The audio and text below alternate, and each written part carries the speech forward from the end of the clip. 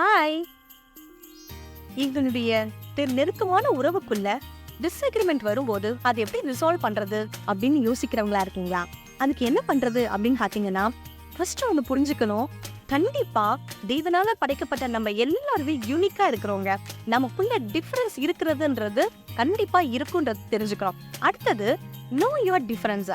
உங்க 2 பேருக்குள்ள, உங்களுக்கும் உங்க ஸ்பௌஸுக்கோ இல்லை யாரா இருக்கட்டும், அவங்களுக்குள்ள இருக்கிற அந்த என்ன டிஃபரன்ஸ்ன்றத நீங்க கண்டுபிடிக்கணும், அதை தெரிஞ்சுக்கணும்.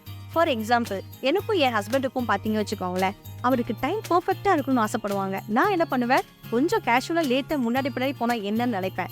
பட் அதனால பார்த்தீங்கன்னா எங்களுக்கு பயங்கர பிரச்சனை. எப்போ கிளம்புறனாலும் வெளியில் போகணும்னாலும் ப்ராப்ளமாக இருந்தது. பட் இந்த டைமிங் பிரச்சனைன்னு தெரிஞ்சுக்கிட்டு இதுக்கு அடுத்து என்ன பண்ணணும்னா, அதையே பிரச்சனையாக்கி கிரிட்டிசைஸ் பண்ணி அதை நாங்கள் எங்கள் ரிலேஷன்ஷிப்பை ஸ்பாயில் பண்ணாமல் அதுக்கு என்ன பண்ண ஆரம்பித்தோம், ஒர்க் அவுட் பண்ண ஆரம்பித்தோம். எப்படி ஒர்க் அவுட் பண்ண ஆரம்பித்தோம்? பாசிட்டிவாக.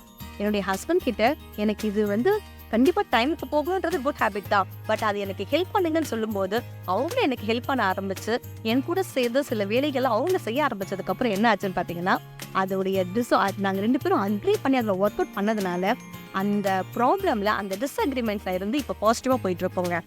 தேவனுடைய வசனம் இப்படியாக சொல்லுகிறது, நீங்கள் எதை வாதினாலாவது வீண் பெருமையினாலும் செய்யாமல் ஒருவருக்கொருவர் மேன்மை உள்ளவர்கள் என்று மனத்தாழ்மையினாலே செய்யுங்கள்னு போட்டிருக்கீங்க. அந்த நிகழ்ச்சியை பார்த்துட்டு இருக்கிற நீங்க யோசிக்க வேண்டியது, ரொம்ப ஈகோவால அந்த டிஸ்அக்ரிமெண்ட்டை வச்சு ப்ராப்ளம் பண்ணாம அதையே பாசிட்டிவா ஸ்ட்ரென்த்தா பார்த்து நீங்க ஒர்க் அவுட் பண்ணும்போது உங்க ரிலேஷன்ஷிப் பெட்டரா இருக்கும். God bless you.